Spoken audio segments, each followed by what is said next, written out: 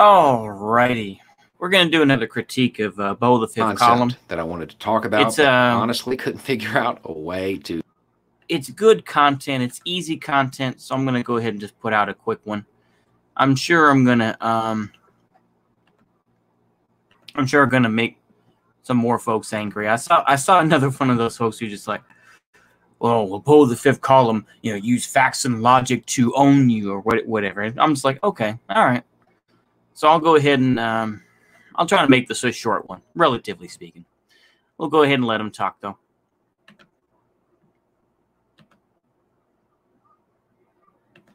To talk about it because it's an incredibly complex topic, and figure out a way to frame it without getting too far into the weeds of foreign policy. But then I got this message. Beau, I'm 22, so unlike you, I don't have a clear memory of Vietnam. I don't know how old you think I am, but I don't have a clear memory of Vietnam either.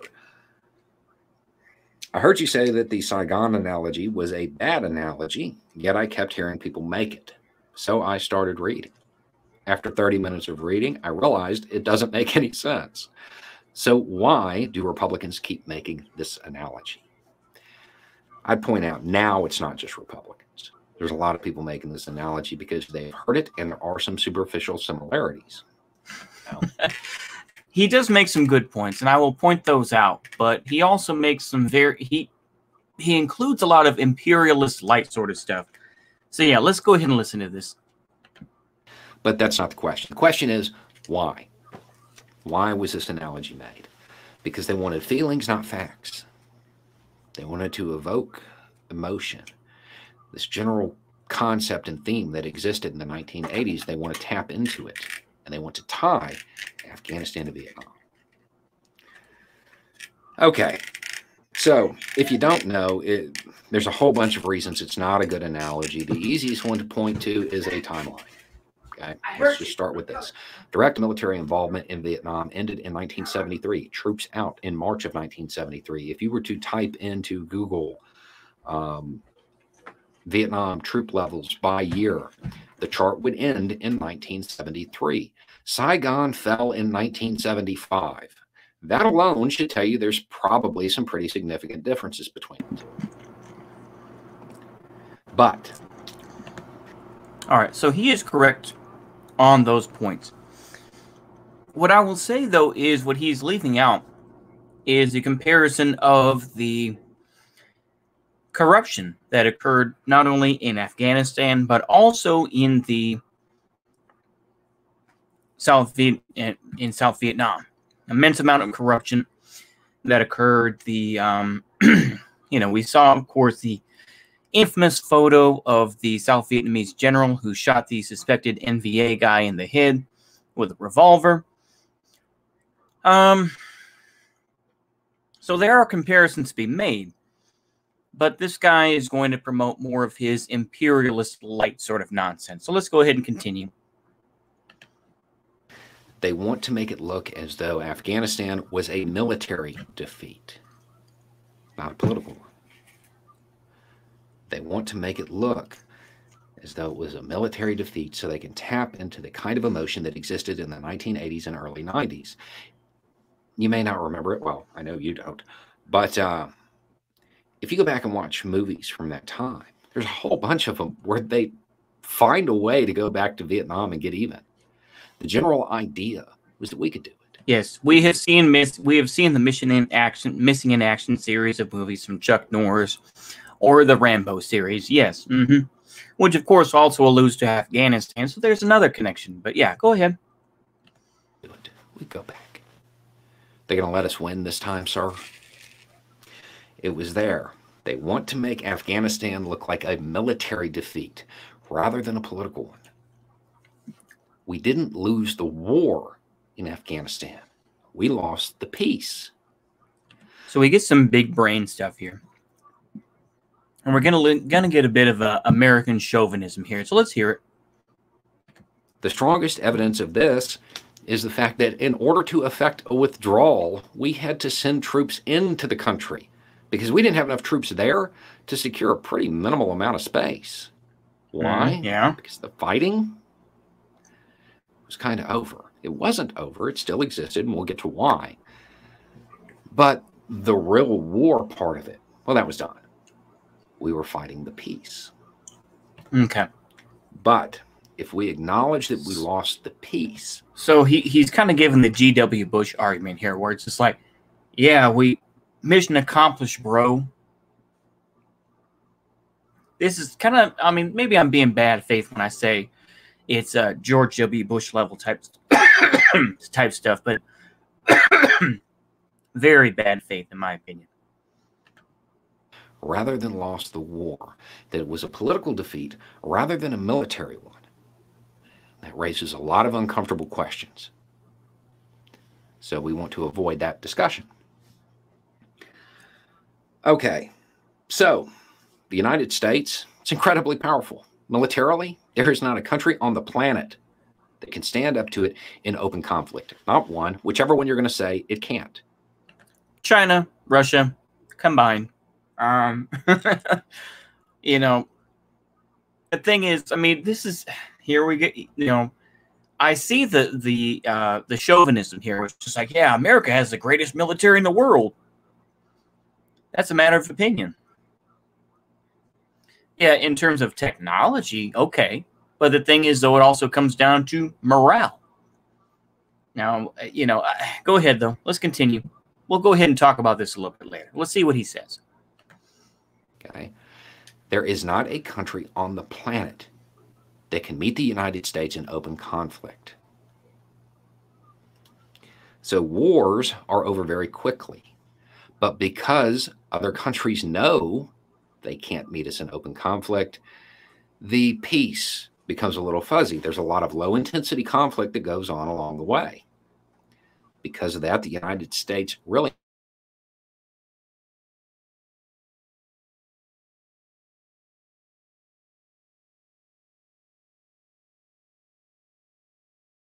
Let's continue. But that's not the real issue either. I mean, it doesn't help, but that's not the real issue. Why did the opposition make such quick gains? Because Afghanistan couldn't handle it. The national government just wasn't up to it. After 20 years, they weren't up to it. After all we put into training them and equipping them and getting them ready, they just weren't up to it. Of course they weren't, because they were never supposed to be. I'll even give him points on this. What I will say, though, is, you know, once again, he's trying to play this delicate game. He has still not gone after Biden the same way he has gone after Trump. I've talked about this before. He still refuses to go at Joe Biden the same way he goes at Trump. And he'll say, oh, we can blame Trump for that because really it's his, you know, it was his choice and whatnot. Yeah, to a point. But then he says, oh, we can really blame Obama, this and that, you know. And of course, he spends most of the time dabbing on Trump. And then, you know, when it comes to Biden, it's just like, well, everybody's getting real big brain about Afghanistan. Like, well, yeah, we should have gotten out, but we should have done it differently. It's like, it was never going to be pretty. It was never going to be perfect. What's our goal when we go into these countries today? Is it to get it to where these countries can stand on their own and they don't need us? Of course not. Of course not. How does that further the American sphere of influence? But the thing, see, he says that sarcastically. But the thing is, though, he genuinely, I think, believes to a point in American imperialism to oppose China. He has said that, oh, yeah, well, forcing missiles, you know, by Secretary Austin to India, if we're going to force India to buy our missiles, our Patriot missile system, yeah, that's okay. Because basically China bad. And it's super, super bad faith. But yeah, let's continue. It's not what we do. We try to get them to where they're strong enough to maintain control of their country for the most part and help us out a little bit, but they still need the United States. If we made them too strong, well, they might just decide to align with China. Based. So at this point, why not? Them to where they can stand on their own.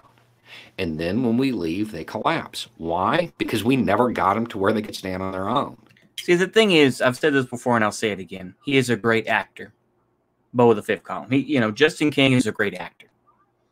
This is a guy who, like I say, he has admitted himself that he plays up his Southern accent. He, obviously has learned some sort of techniques and whatnot to make himself more presentable to, present all these facts. The thing is that I'm sure that he has a script or something like that. That's why you see him kind of, shuffling around a little bit and kind of looking down, because he's got a script right there. So, I mean, I take it with a grain of salt with people like him, but he is an actor. Like I say, he claims to be an anarchist, this and that, and yet he still sims for Biden. He still sims for American imperialism. He just wants it to be nicer. Let's continue, though. This is a byproduct of the pursuit of American influence, American empire. This will play out over and over again. Yeah. Until we acknowledge that we have to win the peace. And in order to win the peace, we have to get it to where the national governments in any country that we invade can stand on its own without us. And yes, that means that they may decide that they don't want to have anything to do with us. So hold on. So you see this very slick way that he says it here. It's like, well, it's bad that we invade, but maybe they just, in other words, he's trying to be non-interventionist and trying to be more of an isolationist without trying to say so. Or he's still giving lip service to, well, some countries do need to be invaded, but we should try to strengthen them as much as we can. So he's being very subtle in his propaganda here. At least in my opinion. Maybe it's outright in some people's views, but he's being very clever with his wordplay. The only way you're going to win. The attempt to tie this to a military defeat, to make it look like it was a failed war rather than a failed peace, is an attempt to avoid these questions. There are so many deeper questions about Afghanistan that you are not going to talk about.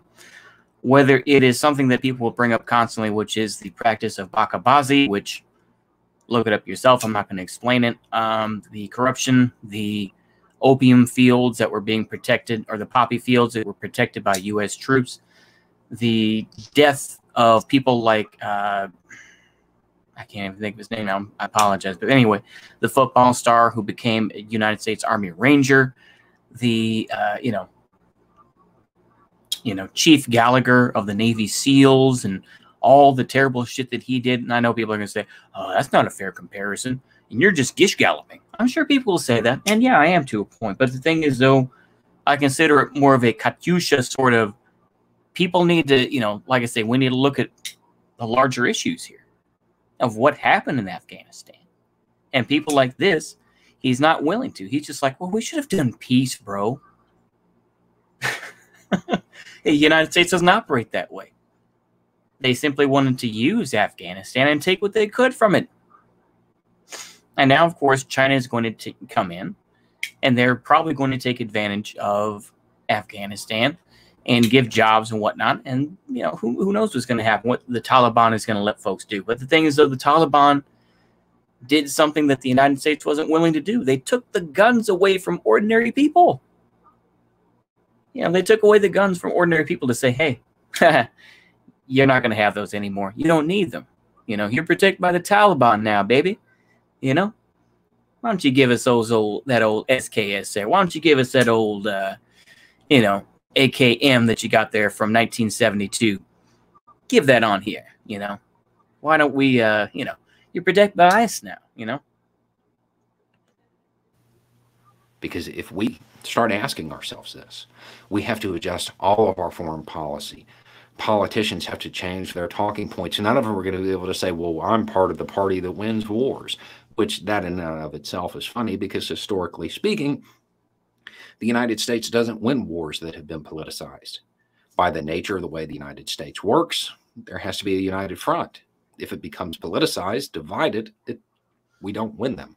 But if there is one thing that history has... See, the thing is that he is still a reformist. That is the truth and the extent of people like Beau, the Fifth Column, Vosh, and others, is that they have entered into the camp of, we just want reform. We want America to still exist. We still want that concept. But we just need to tailor some things a bit, be a little bit less racist, acknowledge racism. Of course, acknowledge racism of the past, but we still want this country to exist. We don't like separatism. We don't like nationalism, even though we like American nationalism. We just kind of push the soft form of it. But this is their idea of it, right? This is the camp they're entering. So I will broadly call it the reform camp. This is what they want to do. They are the social democrats of the future. And they have admitted that they want social democracy. They don't want socialism because they think that's going too far. As much as they criticize Republicans, as much as they criticize Democrats to a point, and as much as they can make fun of them and say, oh, Orange Mussolini, as this goober said right there, he did. He used the term Orange Mussolini. They do not want to let the United States break up. They just want reform.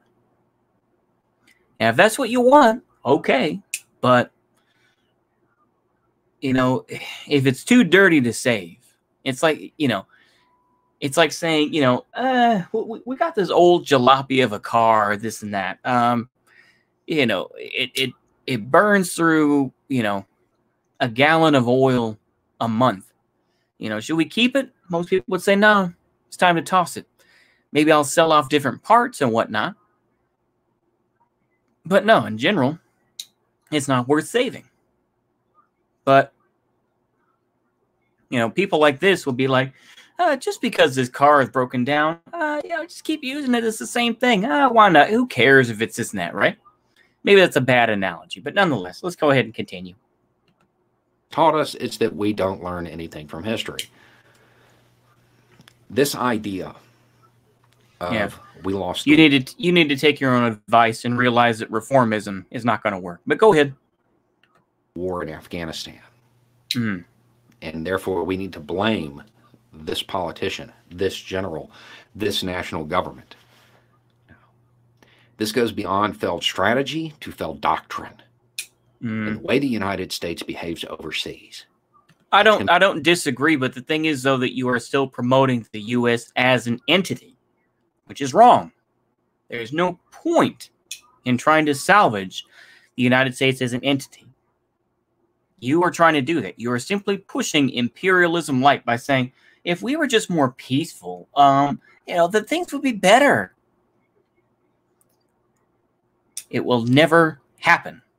When you realize, actually, he knows this. I do genuinely think that he knows this, but he doesn't want to go into that camp, and he wants to keep making his Patreon money. He wants to be able to continue to do all this on the road with Beau the Fifth, or on the road with Beau or whatever, and do all that shit, so that he can at least keep his bona fides up. That, oh, I'm an anarchist, bro. I'm still an anarchist. Even though I preach reformism and the United States should still be one thing, no.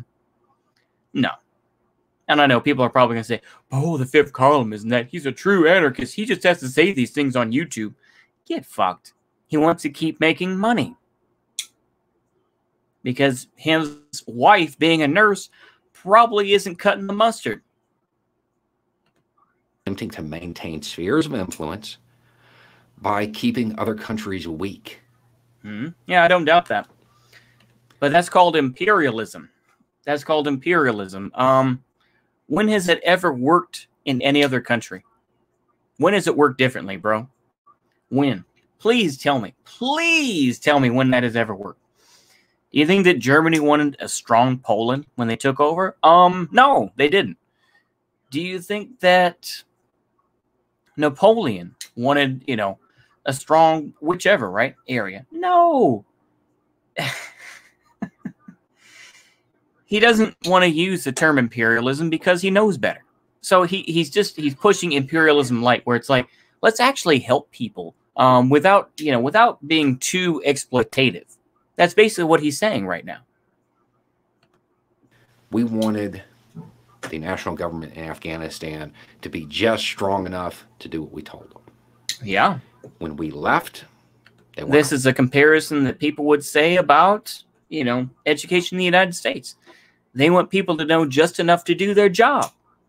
But of course, he doesn't want to see the connection, or he'll say, oh, that's bad faith, or whichever, right? But it's the same type of analogy. I believe it's 1-to-1. But of course, he's probably, go ahead. Weren't strong enough to stand on their own. Mm-hmm. That's American foreign policy. That's a failure of American foreign policy. And it's not an isolated incident. Eventually, this is basically no shit Sherlock. Everybody knows this. Everybody knows this. Did you just he knows this. He does. He knows what is being said. He knows exactly what is being said. He knows what exactly U.S. foreign policy is. It's not even good imperialism. That's the whole thing. I mean, just as, Ernst Jünger in his book, The Worker, said that, yeah, the Germans were not good bourgeois. The American corporations and the bourgeois are not good bourgeois. They don't even pretend to give a shit. And they openly piss things away, literally, in some cases. So they're awful bourgeoisie. But people like this will not talk about that. He doesn't, he still wants to defend the idea of America and all that. No, come on. It's dead. It's a dead idea. America is dead. The United States is going to have to realize that that form of empire building, those days are done. Those days are done. You can't do it like that anymore. Understand. So once again, he's talking about imperialism like, you can't do it that way anymore. He's not saying don't do it. He's not saying, oh, we need to stop this imperialism. We need to stop doing it this way and building empires. No, he's saying we just need to do it a better way. But let's hear him out. Empire is bad. Okay? In all of its forms, empire is bad. The current way of doing it, allowing a little bit of autonomy, but not strong enough to stand on their own, yeah, that's better than the age of imperialism. Empire is bad. He just, like I say, the arrogance that comes from this guy, he's just like, no, whichever, right? He doesn't take critique too well, in my opinion. And this is what happens with internet, folks. They feel that they know better than everybody else. I've done it too, from time to time. But yeah, let's continue. But we're going to have to enter a new phase where it's even softer. You know what? It's even softer. So he's not saying stop. He's not saying stop interventionism. He's saying we just need a better version of it. I've always wondered about this, so I'm just going to say this out loud here. Why does he have a bottle of, looks like 410A up there? For HVAC technicians out there, and for folks that are, somewhat familiar with HVAC equipment, I believe that is a canister of 410A refrigerant. And I wonder to myself, why does he have a bottle of 410A? Does he do HVAC work on the side or something, or what? And I love the staring, the eyes and whatnot. Oh, like I say, he's very good about staring into people's souls. He's very good at that. Like I say, I will congratulate him for being a good actor and a good salesman of this imperialism light, this sort of progressive reform sort of mindset that he has. He does not want the U.S. to collapse. He has said that. He doesn't want a civil war where millions of people die and all this. He will instead fetishize migrants. He will, promote people like, I think it's funny to me how he'll promote people like Solzhenitsyn. And then, of course, people in his chat who are more outright lefties who will say, yeah, Solzhenitsyn lied and all this sort of thing. He says nothing to it, and his fans defend him. Oh, it's funny. Go ahead. It has to be even lighter. It has to be even lighter. A lighter touch. He's not saying stop. I repeat, he's not saying stop the imperialism. He's saying we need a lighter touch. We need to give people better jobs. The way that the United States is going to be able to exert influence in the future, once it grows up and out of this phase. We don't want the U.S. to exert its power. We're tired of it. United States citizens are tired of it. The rest of the world is tired of it. So it doesn't matter whether you're a Marxist, Leninist, an anarchist, whatever the case may be. You're tired of this American hegemony. You're tired of it. I'm sure if you live in Germany, you are tired of seeing Burger King placate you by saying, oh yeah, we allow the beer and all that. Yes, you're part of the German culture.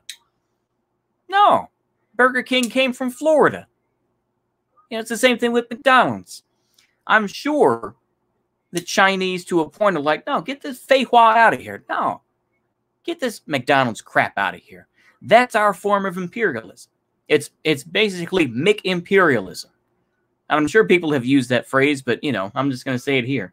Don't sue me if you copyrighted that word, but, yeah, it's Mick-imperialism, right? It's burger imperialism. That's really what, yeah, it's burger imperialism, you know, because obviously, you know, my burgers, right?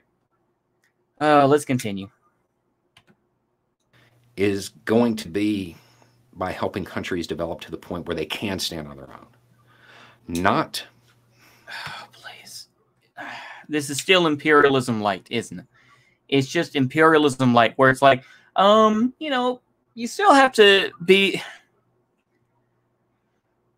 It's so transparent to me. It's so transparent, but I think that there are so many libs out there. There are so many boomers, boomer libs and boomer progressives out there who fall for this bullshit and think, oh, yeah, we do need to have American influence because there are just some backwards countries out there. It's such a liberal sort of idea where it's just like, yeah, there's some backwards countries out there. We need to say this for humanity, you know? They're basically... They have a bourgeois mindset without having any of the influence of bourgeois power, you know, where it's just like, yeah, we need to help Afghanistan. We need to get rid of the Taliban because, you know, Islam bad. Now, not all forms of Islam, but this form is, it's just pitiful horseshit. And it's pitiful, you know, placating of people. Huh?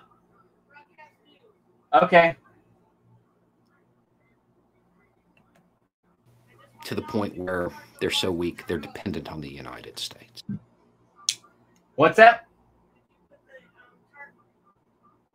Okay. Yes, I will do that. But to the point where they can stand on their own and they align with the United States, not out of fear of collapse. They align with the United States, not out of fear of collapse. Hold on. But because the United States is leading the world the right way. See, once again, it's just, this is just another reinterpretation of American imperialism. It's just like, America is leading the world the right way. But of course, is he going to talk about corporations? Is he going to talk about, you know, even what I was saying earlier about Burger King or McDonald's? No. Oh, no. He's not going to say that. It's like, we just need to have a better form of imperialism. We need to help these countries. It has never worked that way, and it never will. All right? They always want you to be dependent so that they can make money. Pipe dream, right? Yes. If we keep politicizing yes, absolutely a pipe dream. These events, it will stay a pipe dream. If the United States wants a place as a world leader in the future, it's not going to be able to rely on the military. The American century of American military dominance it's over. Not in the sense of we're not strong anymore. No, we really aren't. We really aren't. No. The fact is that China will take over. And the fact is that they're going to be just as brutal as the United States was to a point. They're just going to do it in a more sneakier way so that it isn't directly connected to them. But they will be just as ruthless as we were, as the United States was. So all this sort of, we need to, what this whole video is basically, we want to, attract more, you can attract more flies with sugar than with vinegar. Well, you can attract plenty of flies with shit too. So, that's basically his argument, though, is you can attract more flies with, you can attract more people with nice words and everything else like that than it is to treat people like dirt. That's basically what he's saying right now. It's reform, right? But in the sense of that military might doesn't mean what it used to. The world's moved beyond that. No, it has not. Have you seen Turkey? Have you seen what has occurred with their proxy forces in Libya, in Syria, in Nagorno-Karabakh?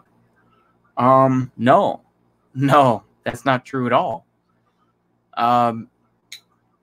The dick measuring contest between the UK and the Russian Navy, the British Navy and the Russian Navy, no, it's not done. But you are just wanting to be bad faith, and you don't really. And you would probably say, he'll find some way to hand wave it. I know, but that's okay. That's just how he is. When we go into these countries, the goal is to keep them weak. The goal is you found out what imperialism is. Holy shit, you're so fucking smart. To keep them dependent on the United States. Yeah. Mm-hmm. Yeah. Look at Europe. Mm-hmm. You're talking about, like I say, the Bundeswehr, where, at least according to some reports, there's kind of the joke that they had broomsticks where MG42 should have been. You act like you're the first person to say this type of shit. It's just like, no, bro. It's like people have been knowing this. People have been knowing this. Where have you been? We can't act surprised that they can't stand on their own. We never wanted them to. It was never part of the doctrine. But if we admit that, we have to acknowledge American empire. So the people in D.C., they will do anything they can to avoid admitting that we won the war and lost the peace. This old big brain nigga acting like, oh, wow, oh, we lost the peace. The thing is that the United States, see, the thing is, he doesn't even want to realize. I think we're done with this. Y'all have a good night, right? Okay, so let's go ahead and finish it up on this. This guy just wants imperialism light. That's all he wants. He doesn't want an actual change. He doesn't want, some sort of view of how things should be, a better image. It's not. I mean, well, actually, I think that's all he wants. He just wants a better image of the United States. He doesn't want to stop imperialism. He doesn't want to stop the corporations or anything else like that. He doesn't want to stop, KBR or Halliburton. No. He just wants it to be a nicer form of imperialism. It's almost like that joke from South Park, right? Where it's just like, blood and violence are okay, but naughty words are something else, So it's like he's at the step where he admits that American empire is bad, but he's like, we just need to make it softer. We just need to, like I said, this guy's like a marketer, right? We just need to change the image of how America is. It's just like, and he has said, of course, that I want to be the Karl Rove of the left. And it's just like, I can see that you're going for that. Yeah, that's all I have to say. This guy is such a bad faith shill, sort of, we need to defend the country, bro, that it's all so tiring. Anyway, that's all I got to say. Hopefully y'all enjoy that. See you later. Goodbye.